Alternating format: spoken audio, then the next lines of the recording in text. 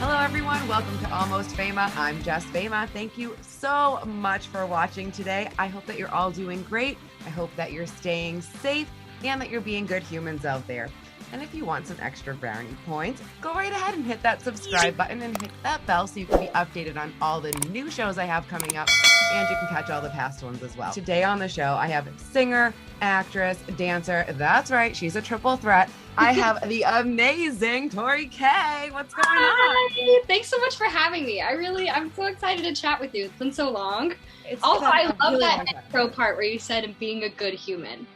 I feel like people forget to do that. That's such a good reminder. Thank you. I really feel like that too. And it's just, everyday little occurrences that, someone's in front of you, you can hold that door an extra second. I mean, yes, you can. It's just things like that. And they really do, I think, add up. I am a person who believes in karma. So I think that those little tiny things might help you in the long run at the end of the game. Yeah, I just like that. I was like, oh, that's cute. I like that. Thank you. So how are you? How have you been? The last time I saw you in person, especially, was, I feel like a really long time ago, but in reality, maybe it was only a year and a half ago. It was Halloween. I know it was Halloween because every time I go back and watch the videos, I'm wearing an obnoxious costume. So it's not a daily look like this one. It's like, it's a Halloween costume, and you looked amazing too. What were you wearing that? You looked amazing. What was it? You were a mermaid. Yes, I was a mermaid. Yes, I remember that. I was like, you look so good. Yes, you were a mermaid, and it was incredible, and your makeup looked amazing. But yeah, that was a long time ago. And you know what? That was a really cool benefit, actually. Let's touch upon it, right? Because we were helping St. Jude, and that was really cool. I felt so just blessed, that someone thought of me to host the event. And St. Jude, you're an amazing host. I loved it. Oh, thank you so much. I appreciate that. But St. Jude has been like one of those tokens in my family's life forever. So when Brian asked me about doing that, it was no brainer. Like, yes, I will be there. I will do whatever you need for it. And you, my friend, like Miss Energy Ball, like seriously, where do you get it? It's so funny. When I was younger, because I started like my whole like career dancing when I was like 2. I didn't know it was my career yet, but I was dancing when I was 2, and there was like a award I got at a dance competition, and they made it for me. It was the Super Freak Dance Machine or something like that. Like, it was about having energy though.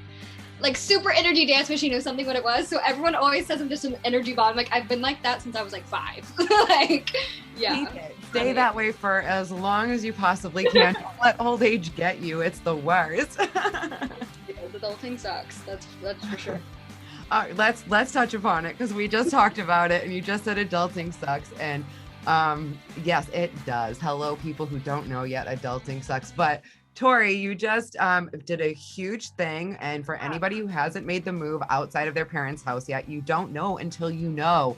And the struggle is real. And Tori, you're understanding that now. Yeah. With COVID, it was like, well, I'm also a college student. So I actually started college. If you guys didn't know, I'm like best friends with my mom. I'm actually from Texas, moved out here with my mom like almost 4 years ago. So my mom and I are like this. And so all my family was like, I don't think she's ever going to move out. Like, I really thought this, because my mom was like my best friend. I was like, she's pretty much my roommate at this point. Like, we're just best friends. I don't think I'm ever going to move out. But I started college during quarantine. And obviously our schedules start fluctuating because I'm living like a college student. I want to be able to go hang out with my friends, even though it's COVID. Like, I'm up all night on FaceTime, or I'm up all night doing homework, and then I have classes early in the morning or like later in the afternoon. And my mom would want to get up like 6 a.m. to like go on a run and work out. And I'm like, I don't want to hear you doing that because I just fell asleep, because I'm doing homework and on FaceTime and all that stuff. So it was more our schedule started to fluctuate, and I think that's kind of when I realized I was like, I'm living like a college student, but I'm still living at home. It was like really difficult. And I'm online college. I mean, you can't even go stay in dorms right now, but even really my life choice. So yeah, I moved out about 4 months ago. Wow. I have to say though, really quick, number one, I am best friends with my mom, so I totally understand. But number two, I also know Tori's mom. I've got to meet her quite a few times. She's so great. Like, she is. I totally love your mom. Down to earth, really just cool lady. Like, I mean, She reminded me of you, like you guys reminded me of me and my mom, because I take my mom whenever she's here visiting. Like you come out with me, you come to the club with me, you come to the bar with me, you come watch the show with me. Like, you know, we're hooked, and it's okay. Like it's amazing. But I will totally vouch for your mom. She's the best, and she's so fun.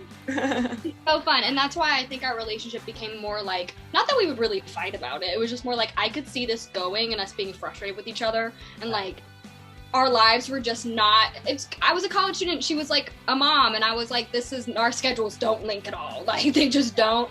And life experience in general, though, Tori, it's a really good thing to do anyways, even if you do decide, like, I want to live with my mom again because you want to, you know? So it's totally could. She's so fun. And yeah, I still, like I said, I still see her like every other day, and she's my best friend. And it's honestly better for our relationship. I feel like we value the time we have together even more. But yes, this is definitely an interesting move. Like you said, you never understand adulting until you actually have to do it.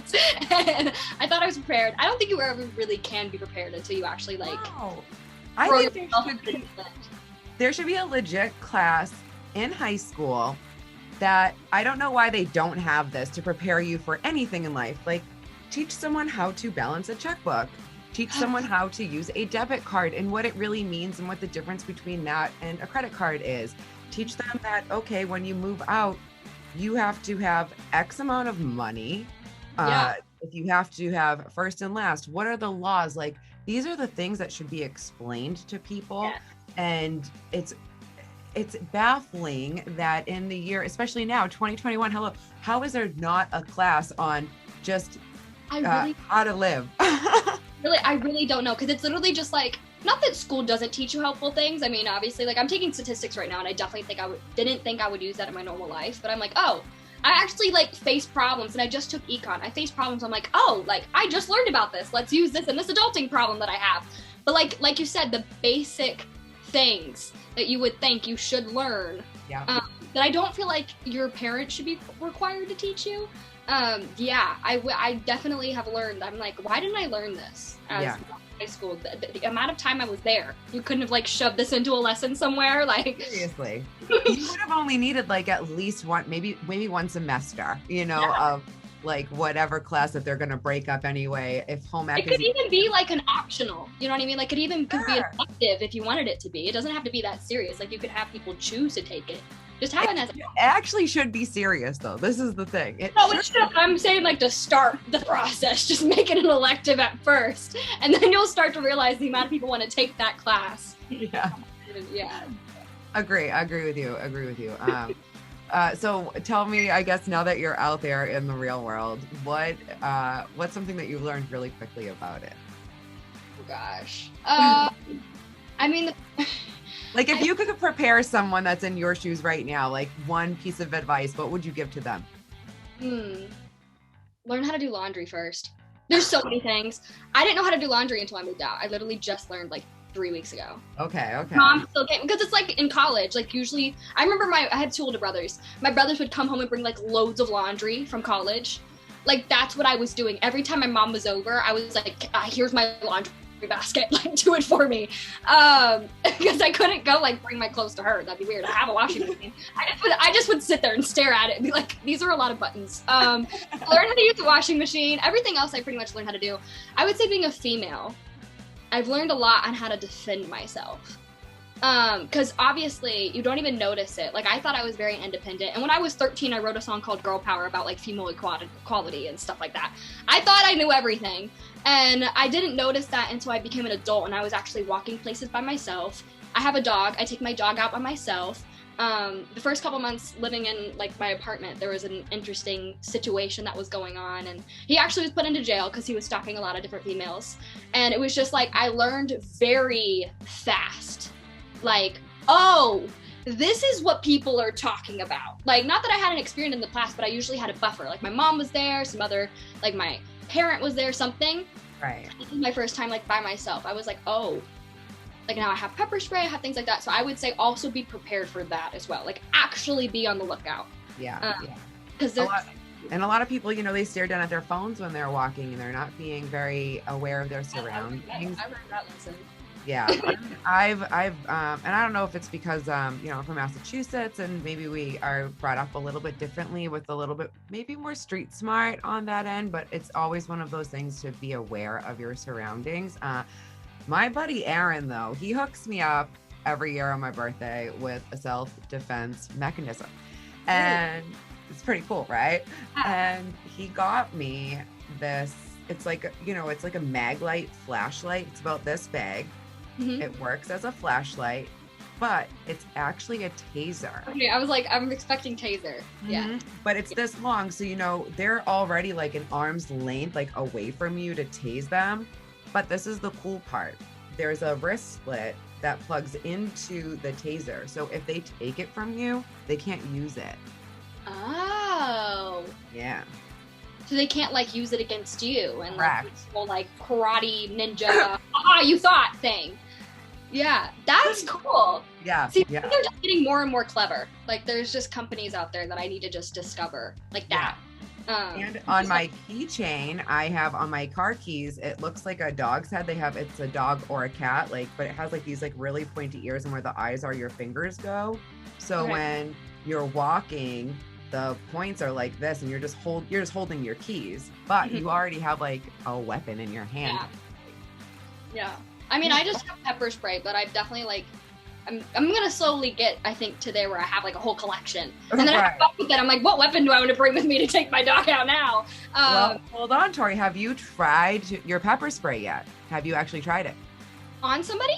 No, like in general. Oh. See, this is the thing. People don't tell people. So I'm gonna give you.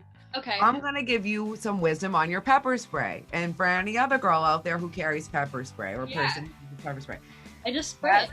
Test out your pepper spray, because all pepper sprays spray differently. Some have a stream, some have more of a spray, some go really far, and some don't. So if you don't know how far away you have to spray someone until you spray it for the first time. Also, other thing to be careful of, a lot of times, you know, wind or something like that, you got to be careful that you don't get it in your own eyes when you spray it. Oh. See, I don't think any of these things. I was just like, oh, it's spray. I'll use it when I need it. You were like, have I used it? I was like, no, I luckily haven't had the situation. Right. That would be smart to like go out and like I don't know, like where nobody is. Yes. Like, I can't get it, wind, and spray it and see how. Just to see it, so you know, and then you also know that it's working. I did that with mine, and I was shocked at how far it went and the stream that it had, and I was like, whoa, like someone better not mess with me. Don't mess with me. Gives you another level of confidence. Absolutely. Okay, so I gotta go back though, because one, I know I don't have you all night long just to like talk your ear off, but so I know that you're all like grown up now, and you've come so far in your career, and like earlier you even said you didn't really know why that this was going to be your passion. You really didn't know that young of an age, but then through music became a way to have an empowerment, right? A voice. And you actually got to use that voice on so many stages, because you were a part of this huge phenomena that happened called Kidz Bop. Oh yeah, I was. Yeah. I was the swing for Kidz Bop, which was like an understudy. It was really cool. So I got to experience it without being like the label, which was really cool because I got to also do my original music like along with it. And it was kind of like I got this really interesting boot camp. So my vocal instructor back in Texas, she was actually the vocal instructor for Kidz Bop, and they were looking for an understudy or somebody, just because obviously these kids, if you guys have ever seen Kidz Bop or like know of Kidz Bop, it's like these kids, I think a lot of people do, but it's like a kids group that goes around and they travel, and they're all insanely talented, and they do long sets, and they like do clean versions of songs for kids, which is so awesome. Like I just love that in the first place. And they were like, they do these because they do it for years. But when it started, there was nothing like it, and the people who created this were actually the same people who created, like, remember 70s Now and 80s Now. They're the ones who took like compilation music, and then they figured out a way to make it, how can we get kids involved? And this is what they did. Like you said, they took songs And even if they might have been like a little dirty, they made it kid-friendly version and had kids sing it. Like, Huge. It was really fun. Yes. Like I remember we did not price tag. It was like thrift shop by Macklemore, I think is the song. Oh, I love like that. That song. It's a little dirty, but it's also still fun to sing, and it's still catchy. So that was one of the songs I learned. But yeah, so they were like, we need somebody because these kids get sick or they're tired and their voices get tired, and we only have these like 5 kids. And I was like, oh, my vocal coach was like, I know this girl, she sings and acts and does that stuff, and she's like does her own music. She would like to be a part of it. And I was like, yeah, sure. Like I know Kidz Bop, I was a fan. I got to meet them. I'm still friends with like most of them to this day. And yeah, I literally was in because I had to learn their whole entire set. And learn everybody's parts and harmonies and dance and like the position on the stage. So it was like me, the vocal coach, which was already my vocal coach, and the like choreographer. And I did like boot camp for a week and a half to learn the entire set. And then I finally met the Kidz Bop members, and they had me go and like fill in each person. And I did their whole tour in like LA with them. And then they ended up having a guy swing because they needed a guy, and then they used the guy. But yeah, it was really cool. It was a really cool experience just to be a part of it, but also to be able to like do my own music on the side as well. Yeah. But I mean, it must have given you so much more wisdom and experience than most people even have now, because you were already touring and understanding the ways of live stage versus in front of just a camera and all of that stuff. And singing and dancing, people, let me just say, if you're not sure, it's hard. It's hard. Like really hard. Like maybe in your living room, you can dance your little heart out and sing and not hit half the notes, people. Like maybe that's what you can do. Yeah. But have you ever tried doing it for almost 2 hours dancing? I always say if people want to know what it's like, go on your treadmill and try to sing at least 3 songs back to back to back to back. Yep. It's hard, guys. Like it's difficult, and not take any breaks, because that's how we rehearse. Like I rehearse my stuff. I just had a show a couple weeks ago. I performed at a fashion show. It was actually in person, crazy. And I only performed 1 song, but I was like, I haven't performed in a little while. I want to. All I do is I wear my heels and I rehearse a song back to back to back to back to back, and sometimes I even go on runs and sing my entire set, because it's just cardio, and cardio is tiring in the first place, much less like literally singing the whole time, which is using your air. I have that Dance Central or whatever, it's the Xbox game. And so like, I can dance along to it, but when I start singing the songs, the ones that I know, I'm like, forget this, like, no, like. It's a whole nother situation. You can sing, you can dance, but like putting them together, it's like multitasking at its like craziness. It's like a whole nother level. It's like you were playing like Guitar Hero or like some kind of game, and you were on like advanced, and then you went to expert. Like it's like, oh, this is different. I thought I was good. This is a different level. Like I'm gonna have to practice this a little bit more. Yeah, it's a whole different thing. Yeah, so I just want to make sure that I gave you kudos to that, because thank you. I've even watched you. Like I know that you put a lot of effort and a lot of work into what you do, because it's very hard to be able to keep that stamina, keep your energy, because you're not just calling it in when you're doing it. Like you are actually like dancing your heart out. You have it all choreoed. Like you're professional. You are a top-notch professional. So I just want to make sure that is 100% known. Like amazing. I do want to touch upon some of the stuff that you have were doing before quarantine and all this stuff, because you had some really cool things that happened to you. Number one, we had a fun life beforehand.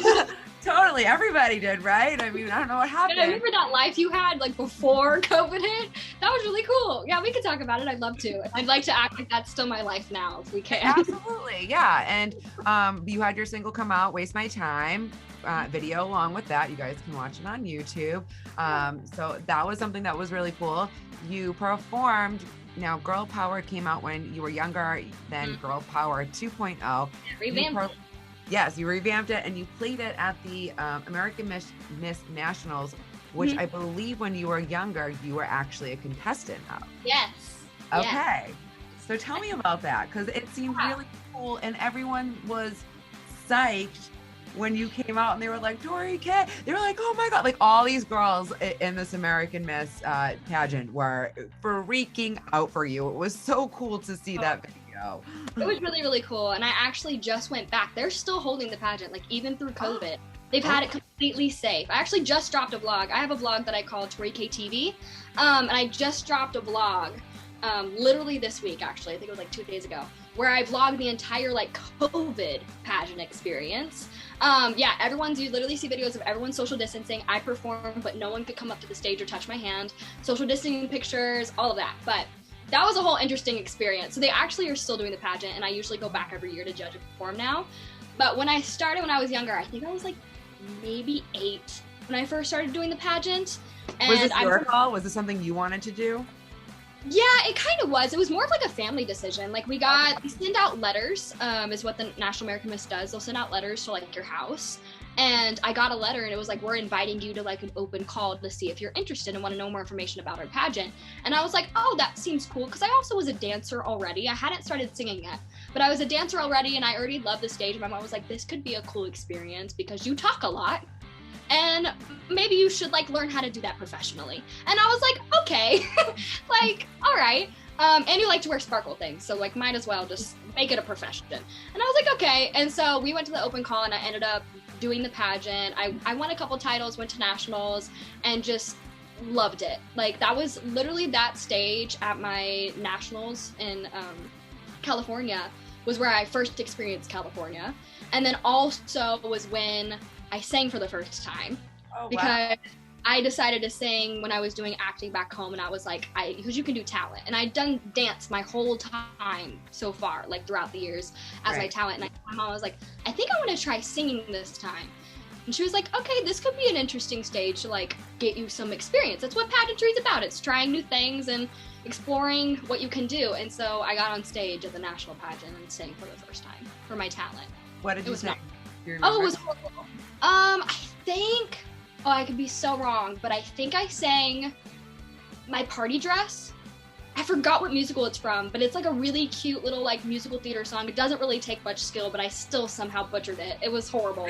And it's like my party dress, and it's like the whole song is super fast and just describing this party dress you got. It's from a musical. I'm so sorry. I'm like blanking on the musical. If you can find any footage or a photo, will you please email it to me? Yes, I will. I would love to just go and just plaster it right there. Yes, I ran around the stage and I sang that song. Didn't place at all, but it's fine. It was literally my first experience. So then once I did the pageant throughout a couple years, became really close with the faculty and the staff and some of my role models and the owners of the pageant. And so they actually reached out to me once I became like a full-fledged like pop star. And they were like, oh, she hasn't changed at all. And I was like, no, still me over here. And I lived in LA and they invited me to the national pageant. And now every single year I go back and judge with my mom and perform. And it's really cool. Yeah, it's really fun. It's like a full like circle moment. And I perform now as like a guest performer when my first time performing was on that stage. It was horrible.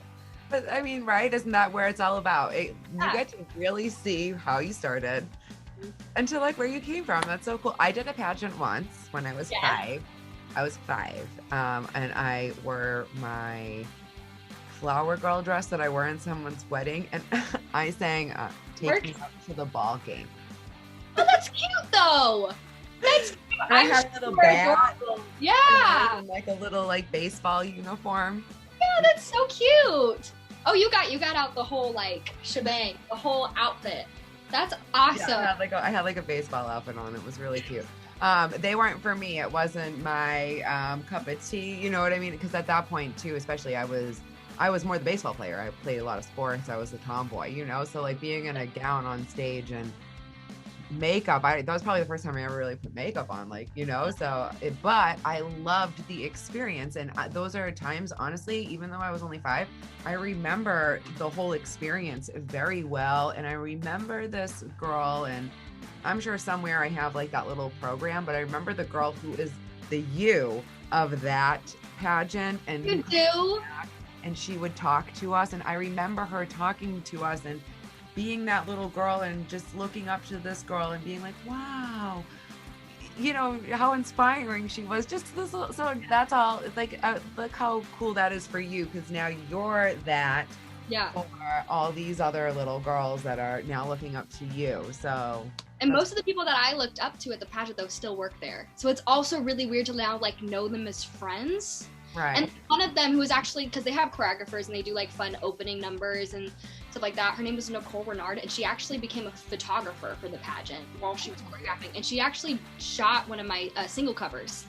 That's My Bad single cover. She actually shot it for me. That's really cool. And it was just the weirdest, like, full circle. I was like, holy crap! Like, imagine if that girl from your pageant, like, shot your, like, a photo shoot for you. And I was like, I was like, oh my gosh. And I'm still fangirl over all of the, like, faculty. But now, technically, I'm, like, friends with them and part of staff. It's the weirdest thing, but it just, once you get older, that keeps happening to you. And it's like, it also reminds you how thankful for you are for the opportunities you have and how far you've come in life. Like, it's definitely, every time I go back, I'm like, oh, this is such a reminder of like where I started. Yeah. And, you know, Tori, I have to say too, you know, because I use that word role model, and I think, you know, I mean, I don't have children, but I feel like if I had like a little girl, or I was a little girl, you would be that person for them to look up to in a really positive way. And I think that's so great because, you know, I don't knock women for anything that they do, what they want to do. Everybody is entitled to do what they are comfortable doing. But I think in a day and age where everything is so easy to access and see, you refrain from politicizing your body. You know, you're very like, but you're ridiculously fashionable. I mean, that's something.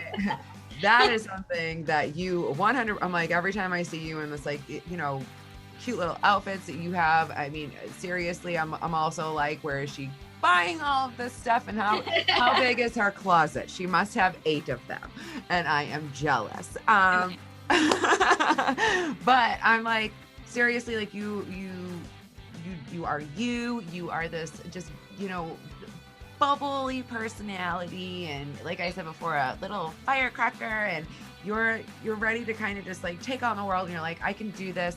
And this is going to bring me right back around to the empowerment thing, right? Because this is like one of your platforms, and why you're using it is to be empowering to people. So tell me a little bit about that, and what kind of like fuels you in that way? What makes you, you know, want to be speaking and using your voice for those particular things? Yeah, it's really funny. People always ask me all the time how and why my music is always so happy. Because usually when you're an artist, you have this like deep, dark story, which I'm not saying I don't. And I do talk about that, but I think there's ways to talk about things in a positive light. I mean, a lot of my songs are usually about not dark topics, but they're like not fun parts of my life. Like female empowerment. Like, that sounds awesome, but it's also something I went through at 13 where I was like, why can't I decide to be a king? I literally sat down in my first writing session when I was 13 years old and wrote a song about why can't I be a king? Why do I just get to be a queen? I want to rule the world even though I'm not a man. And my mom was like, why is this my daughter? Like, she loves it. She loves it. Don't get me wrong, but it was definitely one of those situations. She's like, she's gonna be a lot to handle. So that's just always been me. And I think when I go in the studio to write a song, I usually am pretty angry. Like, my song That's My Bad was about a really annoying situation. I had an event where a guy hit on me, and I was like, huh? And then I went and told one of my guy friends, and they were like, well, look at what you're wearing. And I was like, I just want to be taken professionally, and I'm wearing this, and I'm not even like, even if I was wearing something crazy, that still doesn't give him the right to do that to me. So I wrote that song, and that's what That's My Bad is about. But I kind of flipped the song where I was like, I don't need you. I'm here to be professional, and I can be taken seriously as a female who's wearing glitter. You know what I mean? Like, so I think I've always just been that way. And it's just been, my mom was a life coach growing up, so maybe that's where I get it from. She's a life coach, so I've always been taught that, like, in situations, you kind of just look at the positive, and you sit there and you say, okay, well, how can I learn from this? So I think that's maybe why people always say, like, if I had a little girl, I'd want them to look up to you, which is like such a big responsibility. And I'm like, oh, thank you so much. Because I think I've just grown up that way, where I'm like, oh, this is something crazy. I want to tell other people about that. Just like the pepper spray thing. Like, yeah, it's funny to talk about, but at the end of the day, I'm like, yeah, that's some serious stuff. And I would go write a song about that. So I think that's just why I've always been that way. It's like a whole... It's a beautiful thing. It really is. And it's different and it's refreshing. I just think it's really great. And I love that you have such a positive vibes all the time. You're so happy. You're always on your social media, you know, trying to give people a crazy person props. No, not at all. Like, you're always just, you know, you're very positive on there. And it's so, like I said, refreshing is a perfect word to use, because, you know, there's just so many people who, you know, want to be so negative right now. And I get that there's so many hard times. So again, not knocking anybody for what they do, but it's just a nice thing to scroll through, see your smiling face and see this outfit that I'm like, oh, look at that outfit, you know? So I just think that's great. And I love that you use your voice to empower people. I love that you use your full talent really to help and do the things that you can. Which is bringing me to my next segue. I want to talk about the Be Strong USO tour that you did. I just think that is so cool. So it was so cool. Yes. Tell me how you got involved in that, and tell me what that was like for you to be able to just do something that, let's be honest, not much of the population gets to do. Yes. Oh my gosh. I was like, that's probably, if anybody asked me like your top 10 things you've been so thankful to do, Kidz Bop will be on there, and then also that tour. Like, it was such an incredible experience. I personally don't have anybody in my family that was in the military. So it was like a completely new experience. So if you guys don't know, I went on a USO tour, but it's kind of like the tour that Elvis Presley did like back in the day, where it was more focused on like the soldiers. This was more focused on like families and their kids, which was really cool. So I actually got involved with it because my music manager and the person who headlined it, Mackenzie Soul, knew me, and he was like, I know this person. And I was like, oh, it's like all the people you know. And then they like referred to my Instagram, and they're like, oh, she seems bubbly. Let's bring her. Like, she'll be great with the kids. She'll fit right in. And I was like, okay. So I went to, I think it was the Nashville was the first one. I could be completely wrong. It was so long ago. But Nashville was the one I first went to, and that was so awesome. We actually did like meet and greets. This was before COVID. Meet and greets with the kids, and then we performed. Crazy how you have to say that now, before COVID. I know, because I say meet and greets, and I'm like, in this day and age, everyone would be like, ugh! And I'm like, no, before COVID, like, I was able to hug them and not spread a disease, you know? And then I also went to Italy, and I actually vacationed a little bit in Italy. I was there for like 2 weeks, and then I lived right next to the base for like a week. Oh, wow. And it was so cool. Not only because I met like this one little girl, just how mature all the little kids were. I was not expecting that, because I'm not in a military family.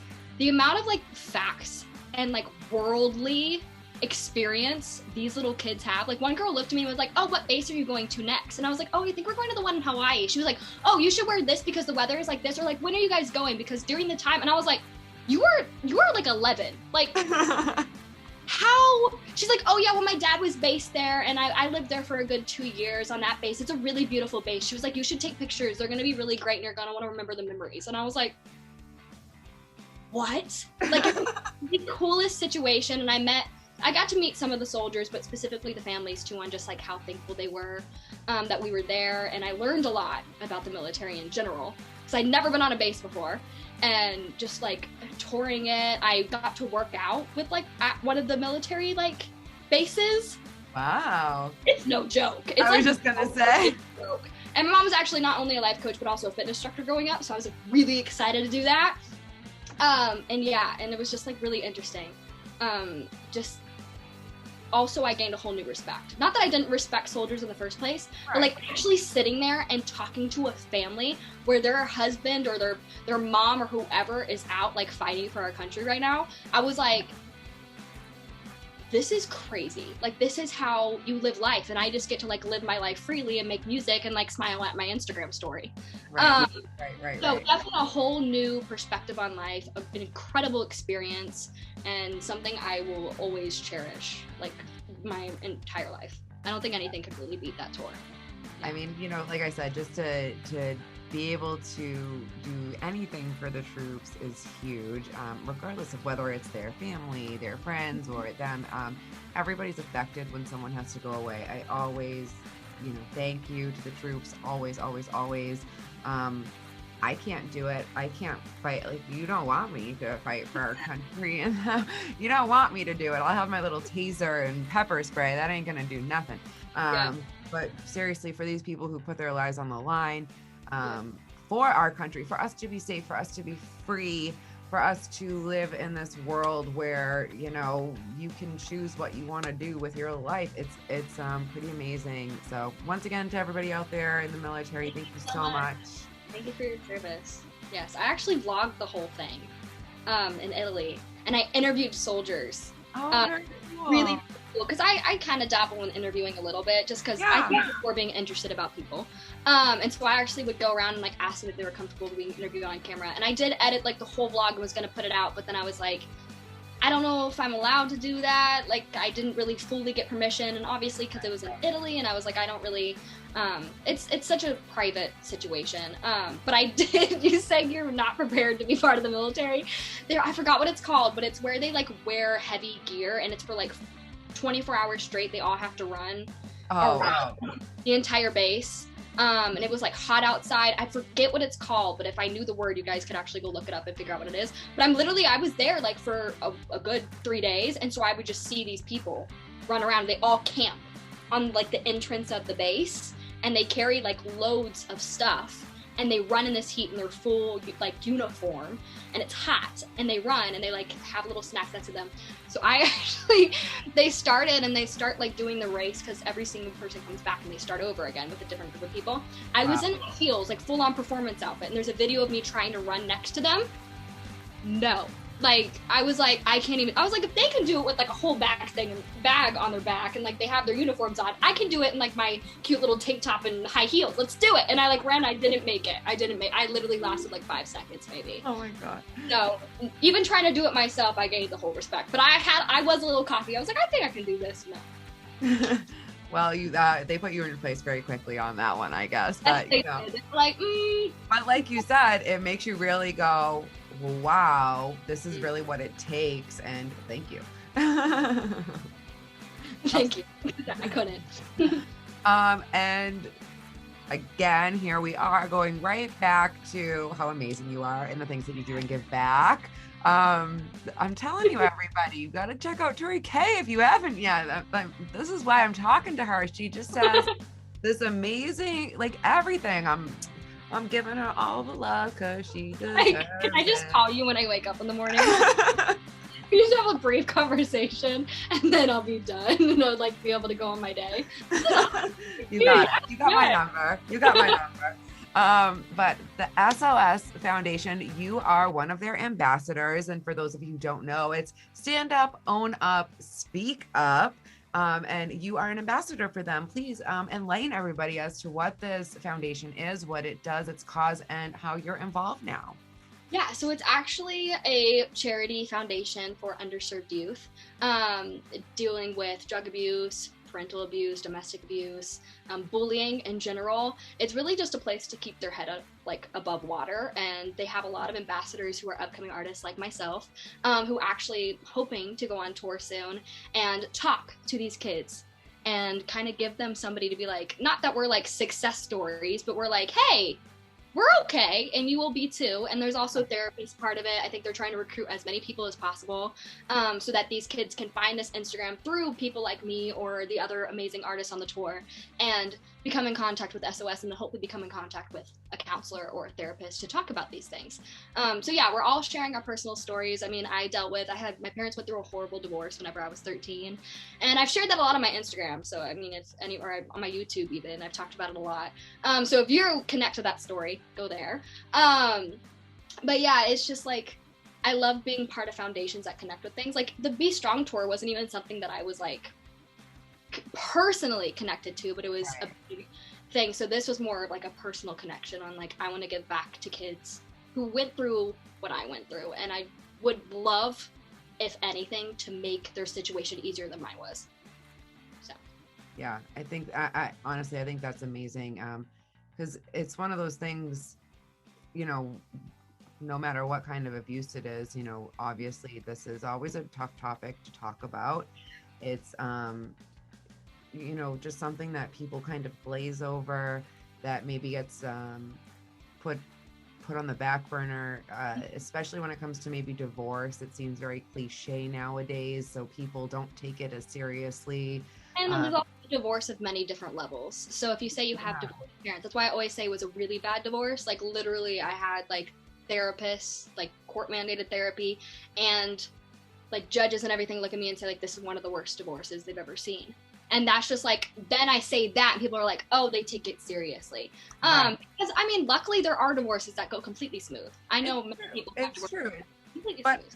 But I do feel as though regardless of any type of divorce that you go through, there is still feelings involved. There's still something there. Kids are affected regardless in one way or another. And I just feel like a lot of people don't take it as seriously, only because it, you know, divorce in general happens very frequently now. Yeah. But like you were saying, in your situation, especially, you dealt with some pretty hard things. And like you said, people are more than welcome to check out the things that you've said on this. I know we don't have to get into it, you know, today. No, I'm still learning how to. I heard a quote the other day that was like, it's hard to heal from a fire that's still burning. And it's like, I'm 19, but it's still kind of going on in my life. And I don't know if it will ever really stop happening. The situation that I have with a parental figure. And it's just unfortunate when somebody doesn't believe in you or support you, or even sometimes tries to make things 10, 20 billion times harder than it really needs to be. So I've started to kind of open up about that on my Instagram, and I'm hoping to continue to do that, because I have, interestingly enough, already had people reach out to me and say, wow, like I dealt with this as a kid, and like this is what I'm still going through, or like my friend has a parent like that, or my friend is in a relationship like that, because it can really be anybody. Yeah. I'm starting to open up about that, so yeah. Yes. Well, again, I think that's great for you choosing to do that, because maybe that'll give you a different way to heal, a different way to kind of work through the things that you need to work through. But I personally think, you know, and not that it's necessarily a bad thing. I think that anything very traumatic that has happened in our lives, you might be able to live with it and move on from it, but it's always going to be a part of you. It's always going to be something that shaped you into who you are. And you know, it's how we choose to live with those things. It's how we choose to move forward with them. And so instead of being a victim in this situation, you are trying to actually help other people overcome their issues with the things that they're having because of the things that you went through. And again, that's just, it's very admirable, admirable. Thank you. Well, I mean, you can't, whatever doesn't kill you makes you stronger. So I do agree with you that even if it's not, you know, detrimental or whatever, it's still, and I heal from it eventually and I'm like perfectly fine. It's still something that made me who I am. And it's still something that I will forever be passionate about, because it's something I went through. And if anybody else is going through that, like I said, I would love to help anybody's situation be easier than mine and be there for somebody. So great. That is so great. See, I just can't. I can't with you. So, okay, we talked about your singing. We talked about your dancing. We haven't spoken about your acting yet, because like I said, this girl's a triple threat, people. Does everything. So I know that you know, you've done a few things now that you have under your belt. Awesomeness, you were on Awesomeness TV, but you also were in TV series Cheerleaders. Am I correct? Yes. Cheerleaders. So tell me about your acting career. Tell me what you have coming up, because I know you have some things coming up. So let's get into that. Tell me about the actor Tori Kay.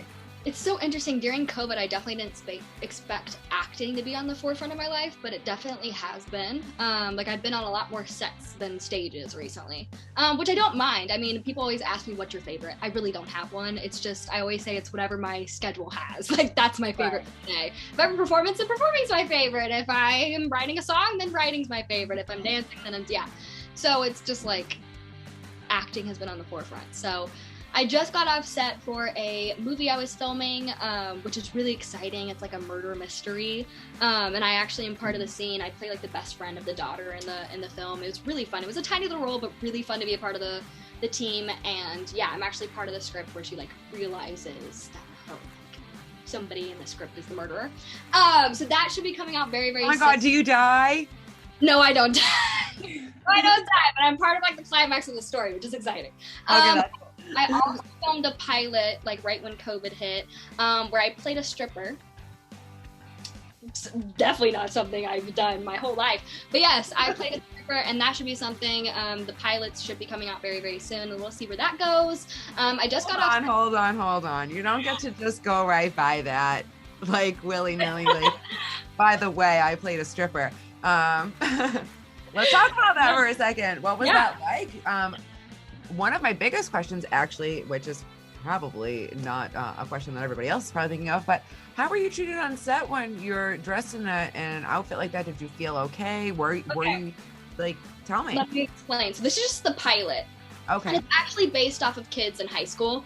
And I dropped out of high school to become a wannabe stripper. So I actually did not wear a scandalous outfit. And while I was in the audition room, I felt super comfortable. I actually went into the audition rehearsing for, it was literally the description of the role was the nice, pretty best friend.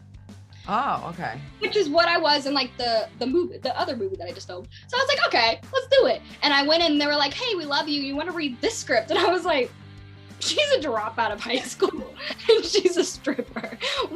Did I give you some kind of energy? They're like, no, we just want to see what you'll do with the script. So I just felt super comfortable. And actually the people who were casting it were also the writer and director of the film. So it was like, fine. And so I just like cold read the script and I had a lot of fun with it. It was just really, that's what acting is about, is becoming somebody you're not. Yeah. And not be somebody I would judge, but out of my comfort zone. In like as a person. And I was like, this could be really interesting. And I like things that kind of test my boundaries specifically. And I did it, and I made sure to ask, I was like, is there nudity? Is there anything crazy like that? Because in the script there wasn't. They were like, no, not at all. And they were like, and if you ever feel uncomfortable on set, we'll just swip it and like make sure you're comfortable. And I was like, okay, which sometimes people can say that in LA and not mean that. But when I got on set, I filmed the scene is I was just at a party, and it's like about the whole story is about these three guy friends, and they're like telling this one guy he has no game. And so I'll make a bet that this guy can't get a girl at the party. Well, one of the friends is trying to help the other friend who can't get any girls, and they pay me to like pull him up to the room and give him a lap dance. Oh. So it's like a funny, like, he doesn't think I'm getting paid for this, but I'm getting paid for this. Yeah. I just have like regular outfit on, and I'm a dancer. So I just like pretty much made up choreography, and it was so funny. And it's supposed to be comedic. Like, it's very tasteful. So I think it's specifically the role I got in the storyline, and I had so much fun with it on set. I was the youngest on set because I just turned 19 at the time, or just turned 18 at the time. And the guy was like much older than me. He was like 20 something, but so sweet and like the best person I could possibly like imagine doing something like that with. And the obviously really, really nice. And they only had like 3 people in the room with me just to make sure I was comfortable. Didn't have a huge audience. Yeah, it was really fun. I literally just looked at it like I was just playing this really interesting character and was doing like a heels combo or something, you know? I love it. Congratulations. I can't wait to see it. Just the pilot I know, but you know, you never know. You never know what could happen, you know what I mean? So we'll see where it goes. But yes, and then I just got off set with a YouTube series, which is really exciting. I was a contestant on like a game show. So I can't really say like how it happens because I already know like who wins and stuff like that. Right. But yeah, it's really, really fun. People get slimed. I've never been slimed before in my life. It was like really, really fun, and that was like a 4-day set that we were on. Wait, am I allowed to ask, did you get slimed? I didn't, but I was next to the person that got slimed. Oh, so did you get a little bit on you? I got partially slimed, yes. Okay. It was not fun to get out of the hair, I'll just say that. Okay. Do not recommend if you have hair extensions in or like freshly washed your hair. Not fun.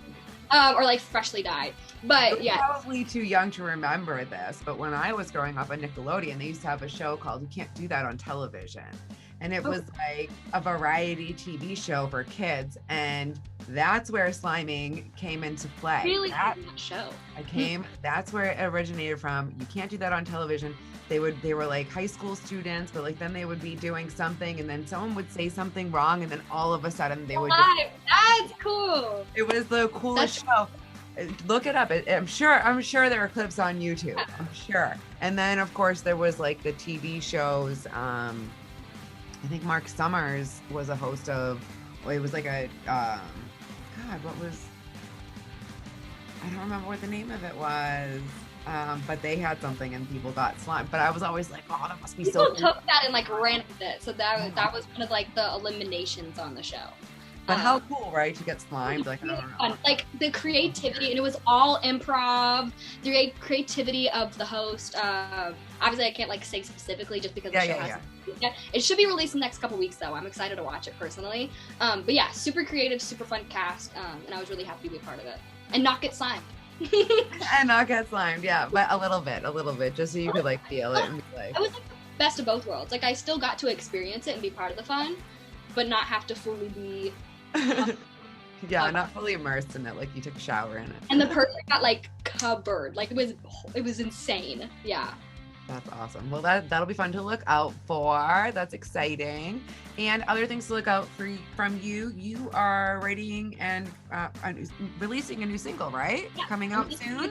Probably by the end of this month, end of April. Awesome. Tell me about it. Tell me about your where you went with this one. Yeah, like kind of like what I touched on earlier, where like I went to the audition and LA is just so fake, so you never know if that's actually the truth, if there really won't be nudity, or like you'll get to set and it's like, oh, this is exactly what you told you it's not. Just like this next song, it's called Do It Like Me, and I kind of just sat down in frustration of just being in Hollywood, and like obviously Hollywood is like everything that it's supposed to be and 20 billion times more, and I'm so happy to live here in the opportunity, like not harshing on LA, but you have those days where you just sit there and you're like, can I just meet one genuine human? Like literally one, just one. And then you're blessed to go to performances and meet people like you and like be part of charities and things like that. But I'm sure you know, it's like, God, people always ask me who's nicer, Texas or LA people. I'm like, Texas. Yeah. Because not only are they nicer, they're just more genuine. Like they'll actually tell you about themselves because they don't have this ego. So that's kind of what the song's about. It's more about just like talking about myself and saying like, I'm not fake like everybody else in LA. Yeah, it's kind of just that I don't like LA song, but like I do love LA. It's just a matter. No, it's true though. I'm from Massachusetts, and where people are always like, oh, people from Boston, blah. But really we're very truthful and we're very real. I think we're very passionate people.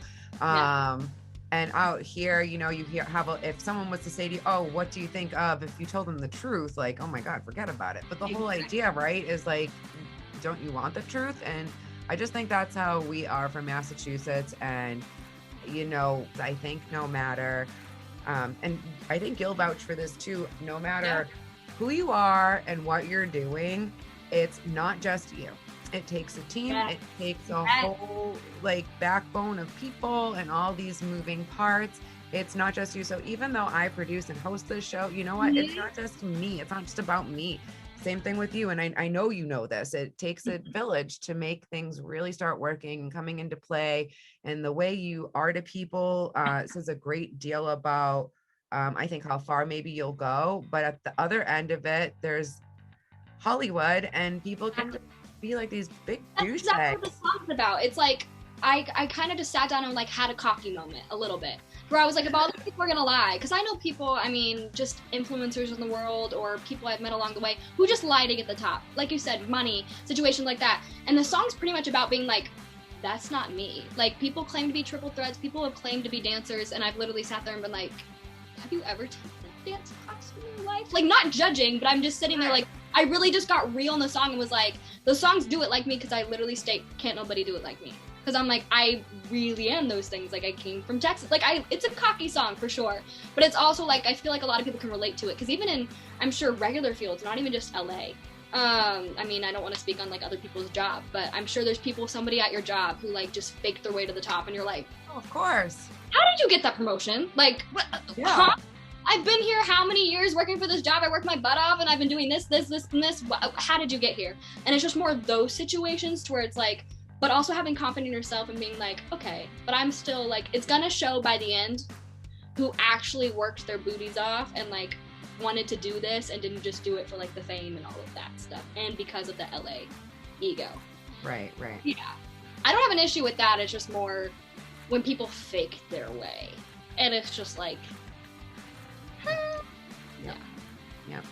And it's hard because it's then you feel extra deceived, right? Like you feel like, wait a second here, because I've been working my butt off for this long.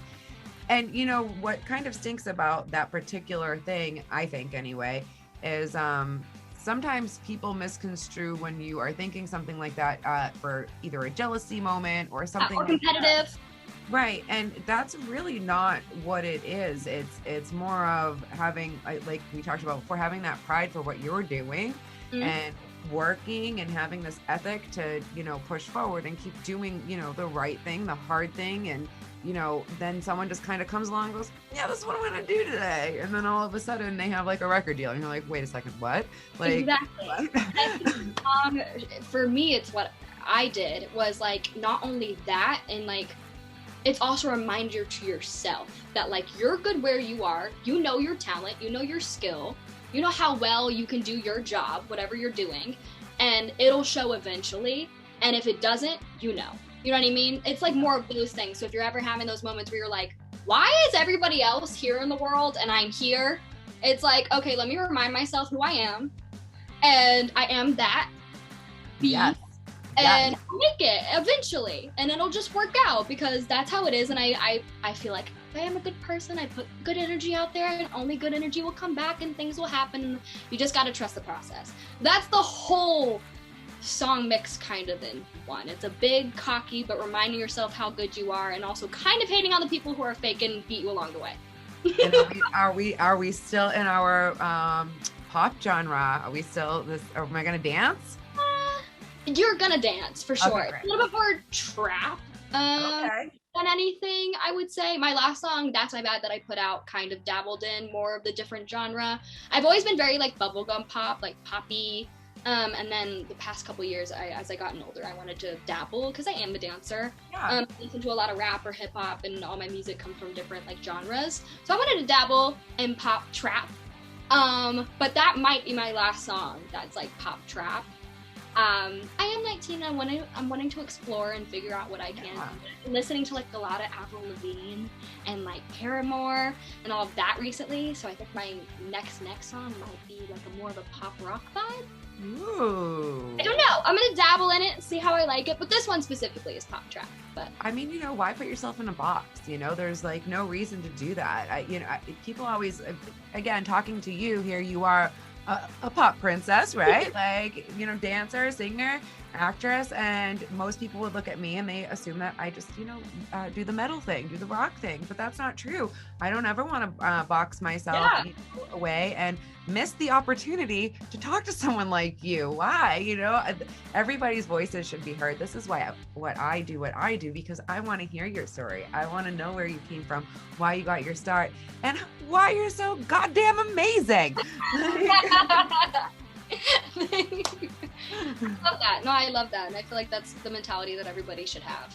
And not that I've gotten any like pushback on that. I think people kind of, especially because of the Taylor Swifts of the world and the Miley Cyruses of the world, who have changed their genres millions of times and probably still won't stick with the genre that they have, that it's definitely, I think, the boundary has been broken to be able to be fluid and try new things. So I definitely don't think that's like a weird stereotype. But yeah, so I'm taking that for full advantage. I'm like trying to try everything. I don't think I'll ever try country or like full-fledged rock. Like I think I'll probably stay in the little pop world. I mean, I don't want to like segment it. You might do pop country, you don't know. Yeah.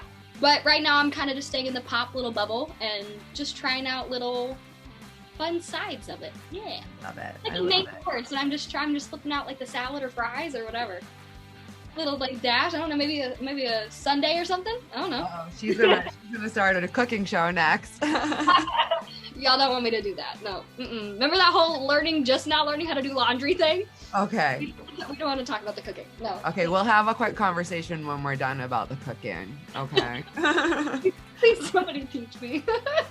All right, but I know you got so much to do, so much on your plate, but I just want to make sure that everybody out there, go follow Tori everywhere she's on all the social medias, you know, Facebook, Twitter, Instagram. On Instagram, though, you are Tori Kay Unedited. So make sure that you guys go and follow her there. And her YouTube, Tori Kay. Follow the YouTube people, subscribe to her channel. Make sure that you give her the thumbs up, hit that little flag so that you can hear when her next single drops, because it's coming out really soon. You don't want to miss it.